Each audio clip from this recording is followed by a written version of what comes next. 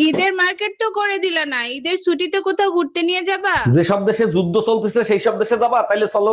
ঈদের মার্কেট করে দিবা না, কোথাও ঘুরতে নিয়ে যাবা না, তাহলে কি এবার ঈদ হবে না? অবশ্যই করবা, তৃতীয় বিশ্বযুদ্ধ লাগলে জান্নাত জাহান্নামে গিয়ে ঈদ করবা। আরে ভাবি, আপনার কানের ছিদ্র তো বন্ধ হয়ে গেছে, কানের তো পরেন না আপনি? না ভাই, আজ 3 বছর হয়ে গেছে কানেরটা পরি না, তাই ছিদ্র বন্ধ হয়ে গেছে। ভাইও তো বিদেশ গেছে প্রায় 5 বছর হয়ে গেছে, সব ঠিক আছে তো? বেডাগুলা মানুষের জাতো না, মুন্ডায় চায় পুতা দিয়েছে ইচ্ছা দিয়ে। আসসালামু আলাইকুম ভাবি, রোজা কেমন কাটতেছে? অরুণ ভাই, রোজা রোজার মতোই কাটতেছে। আপনি যদি মুসলমান হইতেন তাহলে বুঝতেন। মুসলমান তো আমিও হইতে চাইছিলাম, কিন্তু ওই যে মুসলমানই দিতে হবে ওই ভয়তেই হইতে পারলাম না। কিছু পেতে হলে কিছু দিতে হয়, ভয় পাচ্ছেন কেন? পুরুষ মানুষের আবার ব্যথা লাগে নাকি? ছোট চৌধুরী ছোটবেলা প্যান্টের চেনে আটকে গেছিল, সেই ব্যথাই সহ্য করতে পারি নাই, কেটে ফেলাই দিলে কেমনে সহ্য করবো? অরুণ ভাই, আপনার চাচাতো ভাই নাকি ভার্সিটিতে পড়ে, তা তার মুখ এত খারাপ কেন? বলেন কি ভাবি, ও তো খুবই ভদ্র একটা ছেলে, কি করছে বলেন তো? আমি জিজ্ঞাসা করছি কোথায় যাচ্ছ, ও বলছে বালছিড়িতে যাচ্ছি। আরে ভাবি, ও তো একটু তোতলা, ওটা বাল সিরিতে হবে না, ওটা ভার্সিটিতে হবে। আমার মতন বউ পাইছো, এটা তো তোমার 14 গোষ্ঠীর কপাল। আমার শ্বশুর শাশুড়ির কর্মফল হইলা তুমি, আর ভোগ করতেছি আমি। ঠিকই বলছো, আমি বাবা মায়ের রাজকুমারী। তোমারে বিয়ে করে জাহান্নাম বানাইছি আমি। তোমারে কি খালি খালি মারি?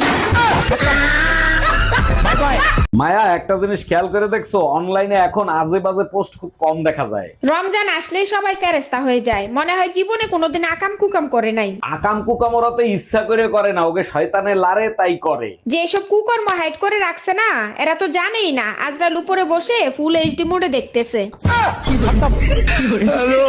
আরে ও গেদার বাপ, বলো গেদার মা।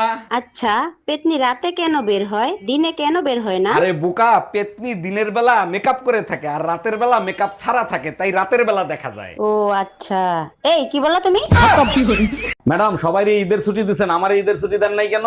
সবাই তো মুসলমান, তাই তাদের ছুটি দিছি। আপনি তো হিন্দু, আপনি ছুটি নেবেন কেন?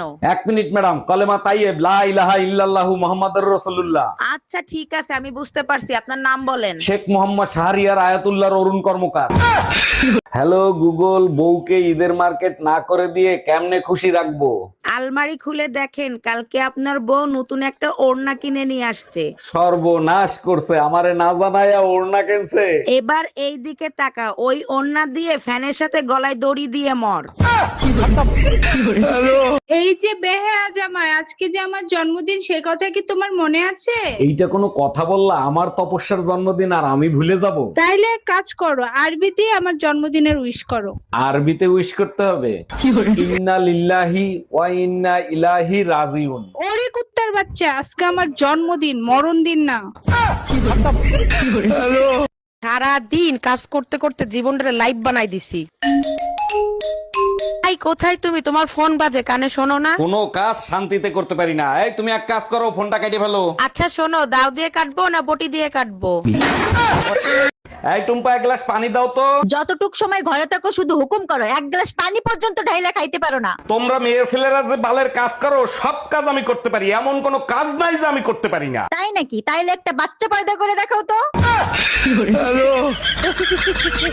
ডাক্তার, পাগল নিয়ে গবেষণা করতেছি, আপনি পাগল চেনেন কিভাবে? রুগীকে প্রশ্ন করি, ওয়াশিং মেশিনের পানি বের করবেন কি দিয়ে, বালতি দিয়ে নাকি মগ দিয়ে? এটা তো পাগলও বলতে পারবে, বালতি দিয়ে পানি সরালে তাড়াতাড়ি হবে। সুস্থ মানুষ ওয়াশিং মেশিনের পাইপ দিয়ে পানি বের করবে, গবেষকের জন্য বেড খালি করেন।